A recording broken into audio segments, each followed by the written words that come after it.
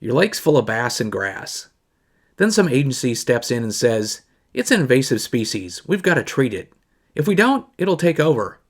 Don't worry though, it won't hurt the fish." When the bite drops, they say they're still in there, but you just can't catch them. Sound familiar? Two major studies and one top fisheries agency just blew that claim out of the water. It's time to cut through the BS and break down what really happens when they wipe out the vegetation in your lake. So if you've bass fished very long, you know the old saying that where there's grass, you'll find the bass. That's always been true. Every fisherman knows that. The problem is homeowners don't necessarily like it near as much as we do. It mats up around their docks. It limits swimming areas. And then the regulatory agencies, a lot of times they don't like it. The grass and vegetation can mat up, mess up the water intake with the dams and stuff. It's kind of a nuisance to them. So based on that scenario, you would think most situations there's a compromise solution works for everybody. It seems like on fishing lakes, though, the fishermen, we don't have much of a voice. And we're typically told that, well, there's an invasive species there. That's always the boogeyman, hydrilla and milfoil. Oh my God, it's an invasive species. It's going to take over. The thing to me, we're not talking about natural lakes. These are unnatural lakes. They're reservoirs. In most cases, they're man-made. So everything's kind of an invasive species. And then you always hear the argument that, well, fishermen can just catch them better in the grass. The fish are still there. They just can't find them. It's harder fishing. In today's day and age with forward-facing sonar, I would argue that the ones that aren't in the grass, the ones that are roaming around, those are easier to catch. And here's the other thing. Even without that, before that, you could tell in springtime tournaments where all the fish in the lake are going shallow, the tournament results in the lakes when they get rid of grass, the years following the grass removal versus when it had the grass, long term, you can conclusively see the fishing drops off. And then taking out all the grass, to me that's kind of unnatural. To me that's the equivalent of a desert. The trees and the grasslands, that's where most animals live on Earth. Same in the water. You take out all that, it's kind of a desert. What people want, they don't want a lake, they want a swimming pool. And a swimming pool is sterile. There's nothing growing in it. The thing is, this is a lake. So those arguments make a lot of sense to us as fishermen, but the research community calls that anecdotal evidence and says, well, you think it's better fishing, but you can't really prove it. Well, guess what? Now we can. Two recent surveys, one on the Potomac River and one on Okeechobee, show conclusively that having aquatic vegetation dramatically impacts the fishery. So I'll get into those couple studies and then follow up.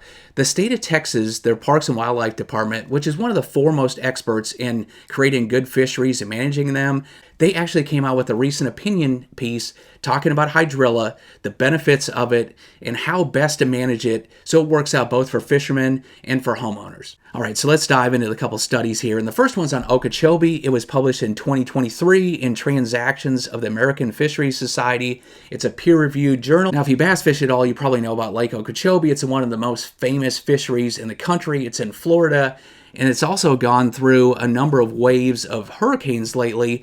So what you get there is very dramatic weed loss there, where it goes from huge grass flats that are legendary, full of bass. All of a sudden, a hurricane will come in, wipe those out.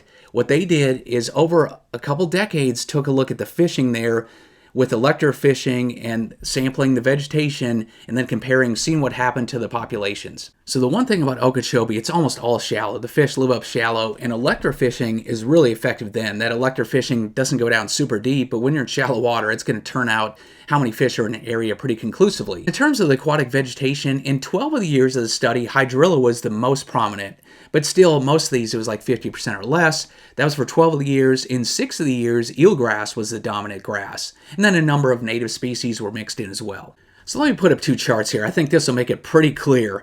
The left one shows how much coverage, how much grass or submerged vegetation Lake Okeechobee had by year. And you can see the big events when the hurricanes came, when droughts and stuff came. So on the other side here, I have figure 2, and that shows for each year the electrofishing results. The farthest left, that's the age 0, that's the baby bass. The juvenile or the kind of intermediate age ones, that's the middle number for each year. And then that black, taller one, that's the overall bass population. Now, if you look at these two charts, you don't have to be a math major to really see that, look, the years that had high amounts of grass had the most bass. The years that didn't have much grass, well, you can see the chart falls off pretty clearly there. Now figure 4, this breaks it out pretty clearly here by the different age ranges, the age 0 or the young of the year, the juvenile, and then also the all population. When you look at the left one there, the age 0, that's the young of the year fish, the recruitment, the spawn, how many make it. You can definitely see on the left there, that's the least amount of grass, then the medium amount, and then there's the most or the highest density of grass. It's really clear with those age 0 bass that the numbers really spike. The more grass that you have, the more recruitment, the more young of the year fish that you're getting. And then when you look at the chart, the rest of it for the juvenile, the left side there, that's less grass. The right side's more grass. Huge difference there. Same with the overall population from young to old. Lowest to most amount of grass there. You see the chart keeps getting higher and higher. The more grass you have for all those categories in Lake Okeechobee, a lot more bass. So with those results, it's pretty clear there pretty quickly that the years that have a lot of grass, you get a lot of recruitment, a lot of young ones. You have a big population. When the grass goes away, the population doesn't just slowly declines, it crashes. It's over quick. Now figure 5, this is a little more technical, but just hang with me a second. It's showing that R value is the correlation, or how much one seems to impact the other, how much they're correlated. When you look at on the left, that's all grasses, total grasses. And you see the correlation there is like 0.5s and 0.6s. So there's definitely a correlation between how much grass there is and the population. Now the top one here is the age 0, and then the second row, that's the juvenile bass, and then the whole population's at the bottom. On the right side, that's Hydrilla. So they looked at the areas specifically that were predominantly Hydrilla. You look at the correlation there, the R value, you're looking at 60, 70, and the full population, like 84, that's the strongest correlation. You look there, those lines, especially with the Hydrilla, as it increases, the numbers of bass go up pretty clearly. You look at the very end, it kind of slopes back down, so you get a little too much Hydrilla, a little bit too much grass. On the bottom 2 lines, the population starts to slow down a little bit, but for basically the age 0, juvenile, and bass population, in general, the more grass you get, up to the very most amount, there's an increase in the population of all 3 of those. And with Hydrilla, the relationship's even stronger. Obviously, the presence of Hydrilla in this one showed as very important with the populations of all these. Now remember, 12 of the years, Hydrilla was the most prevalent. In 6 of the years, eelgrass was the most prevalent. And guess what? They tested that.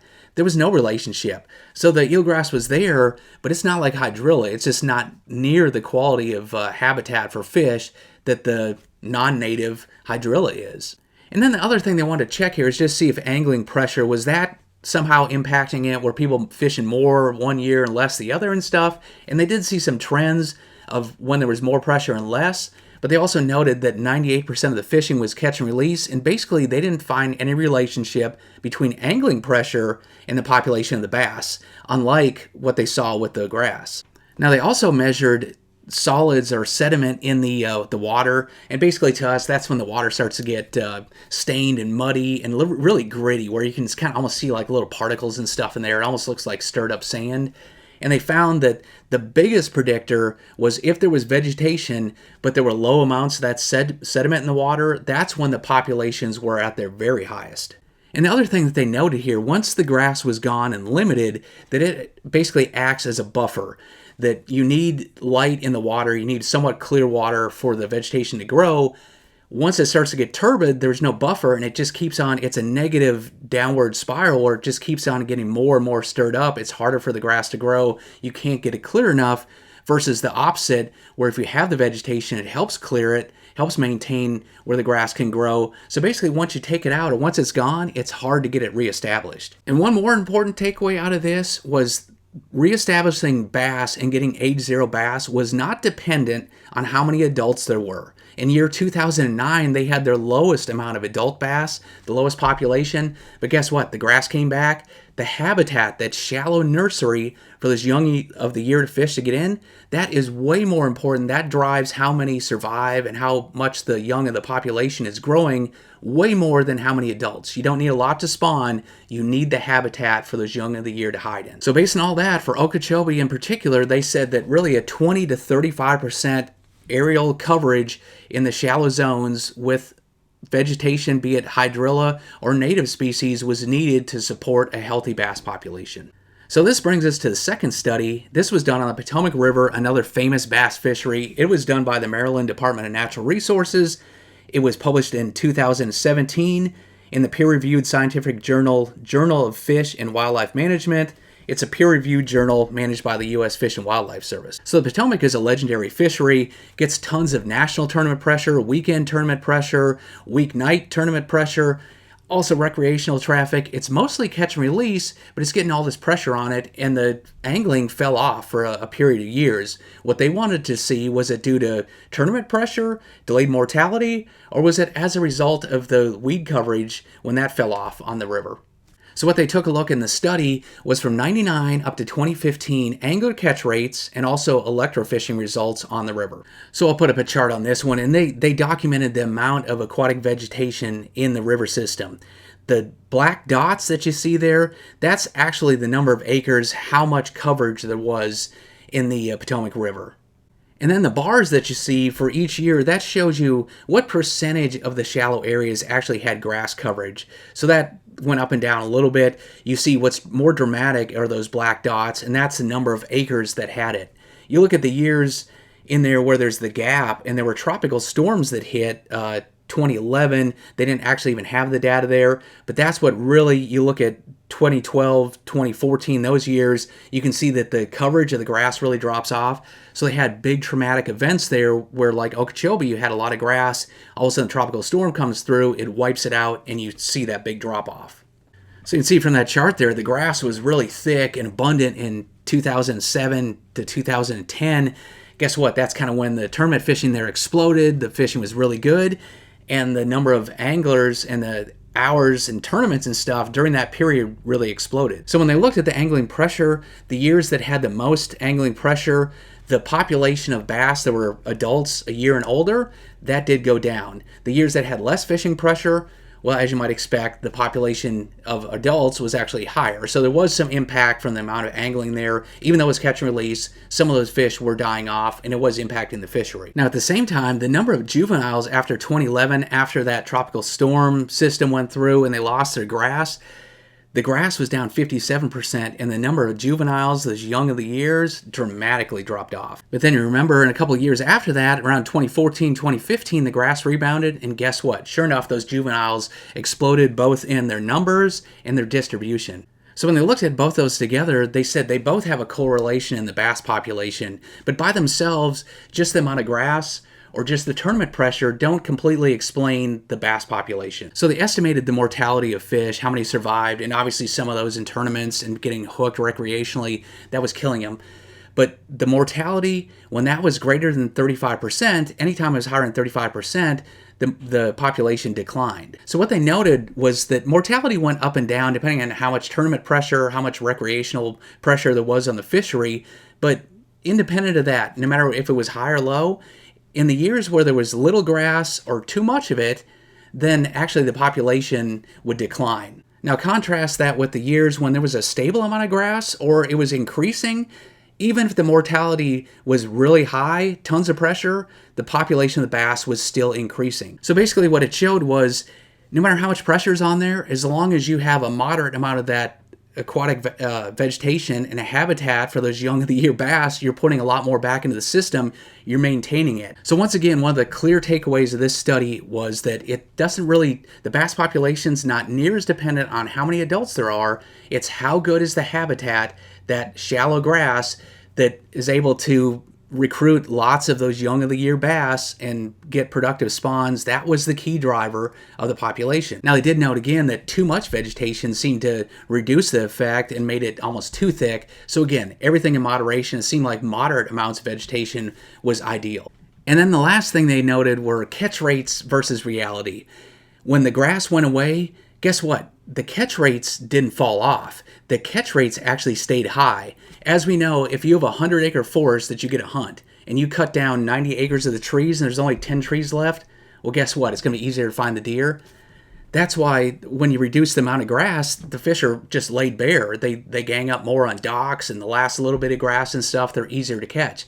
So that whole argument that, well, anglers can't catch them when there's not grass. We can only catch them in the grass. Actually, it makes it easier. So those two studies basically reinforced what is bass fishing we always knew. Having shallow grass, it's important to the fishery, it's important to the population. Now, in years past, we fishermen saw the value in grass in our fisheries, but it seemed like a lot of times the state game and fish departments, they were against grass just as much as the homeowners and the regulatory commissions. So thankfully, that's starting to change. And in January of 2023, the Texas Parks and Wildlife put out a division position paper called Management of Hydrilla in Texas Reservoirs. Now, there's a reason that I moved down to Texas when I wanted to start a fishing career, and Texas has always been at the forefront trying to make fisheries the best they could be. Now, it's great that a lot of the people in the department fish and love fishing as much as we do, but at the same time, they have to serve all interest. So what they're trying to do is balance out hydrilla and aquatic vegetation so it appeases all users so we can all use it, get along, and get the most out of our time on the water. So with this paper, they started out with a little bit of background. Basically, they said most reservoirs in Texas, they were built in the 50s and 60s. Since the 70s, a lot of that timber's rotted off, and in the meantime, hydrilla has moved into a lot of the lakes, and it's replaced the timber as the best bass habitat. Now, it might not seem like much, but most states won't even admit that hydrilla is good habitat for bass. They'll say it actually is harmful. Texas actually comes out and spells out and backs it up with some research that actually hydrilla in a lot of these lakes is the very most important piece of habitat in the entire reservoir. So they pointed out a few guidelines in terms of how much hydrilla is good though and what's a bad thing. So to them, 10 to 40% amount of coverage of weeds in a lake is ideal for the growth and sustainability of a largemouth population. And with 20% or more, that's what's preferred for recruitment or for those young of the year. Now the problem area comes in once you start to get 40% or more of the lake covered with hydrilla, you start running into problems. Other species like catfish, striped bass, and crappie, they start losing habitat. And at the same time, that starts to choke out boat ramps and boat lanes, stuff like that. And they also noted once you get past 40%, that's usually when you're starting to get your problems with the intake pipes and the discharges of the dam and the water pump facilities. Now, they fully noted both sides have a pretty good argument here. Bass fishermen want the better fishing. They noted that homeowners, for aesthetics and property value, they have rights as well. They want open water around their docks. And they noted some pretty big run-ins at places in Texas like Conroe and Houston County and Austin where weeds have really become contentious. They also went through treatment options pretty quickly and just said that the herbicides, the chemicals, that they're best for spot treatments, that mechanical harvesting like those weed harvesters, they're sometimes unworkable for a large area, and they're also prone to spread the grass around sometimes when you use it. And then the third option, the carp are kind of the nuclear option, and that it's really hard to control those. You either have in too few and it doesn't do anything, or what usually happens, have too many and eradicates everything, native, non-native, everything forever. Now here's, I think, probably the biggest takeaway. They said in most cases, hydrilla runs its course. It's kind of like we saw in the other ones, tropical storms and hurricanes take care of it. They noted that you need clear water, stable water, and lots of sunlight. If you get muddy periods, if you get floods, if you get droughts, different events like that, hydrilla kind of ebbs and flows. Like we all see on reservoirs, one year it's really thick, the next year it's almost gone. It kind of, if it's a problem one year, probably next year it's going to take care of itself. Now, they mentioned a few cases in Texas where grass was really thick, like Livingston, Toledo Bend, and Bob Sandlin, where the grass declined a lot just through natural causes, and some of those lakes never even came back. I think the lake that really stands out, though, is Lake LBJ. They tried to treat it with herbicides for several years, couldn't control the hydrilla, and then they get a flood year, and guess what? The flood year wiped it out. So basically what that tells me and tells the state that, hey, let's take a chill pill. This stuff kind of ebbs and flows. Let's not overreact and throw 10 million grass carp in somewhere in 1 year and then not be able to control it after that. So this is what the Texas Parks and Wildlife said as their official opinion on hydrilla. So in the first one, they finally said what all of us fishermen knew for years, but thank you for saying it. They recognize the positive impact hydrilla can have on largemouth bass populations, angling opportunities, and economic benefits for the local area as reservoirs age. And at the same time, they acknowledge what us as fishermen, we can acknowledge too, that it can become invasive. It can negatively impact access to the water and recreational boating and operations by controlling agencies. Yeah, that's the thing too. They go on to say that Each reservoir presents a unique set of circumstances in terms of potential hydrilla treatment strategies. Yeah, it's not one size fits all. It's not just because it's an invasive, let's get rid of it. It kind of depends on the reservoir. Now, it did say that the reservoir controlling agencies do have the final say in terms of the plan, but the Inland Fisheries Department may deny or require modifications to treatment proposals expected to negatively impact fisheries or aquatic habitats. Again, thank you, Texas Parks and Wildlife. Thanks for looking out for bass fishermen and keeping a little sense in these programs. So in terms of specific programs, they outline some of those. They basically say if hydrilla is less than 40% of the coverage on the lake, basically spot treatments around fishing piers and boat ramps, swimming areas, shoreline campsites, boat lanes, stuff like that, spot treatment makes sense. And then at the same time, they said if it's over 40%, yeah, we need to take a look at it. Maybe Mother Nature will do it, maybe it won't. Let's take a look at it and get a specific plan in place to make sure that we get it under control. And then they close with this. And again, thank you, Texas Parks and Wildlife, for looking out for the fishermen. But any treatment plan will consider potential effects on the fishery with the goal of maintaining sufficient aquatic vegetation coverage, typically 10 to 40% of reservoir surface area, includes all aquatic plants, not just hydrilla, to sustain the fishery for sunfishes and largemouth bass, while also considering impacts to other stakeholders in reservoir use. That sounds pretty reasonable. Only took us about 50 years to get here. Thank God we finally did. I'll put links to all these studies plus a Texas paper in the description in case you need these for your own ammo, talking with your local lakes. If you like these science breakdowns, check out some of my other videos or check out the full playlist on science study breakdowns. Hopefully it helps you catch a few more fish.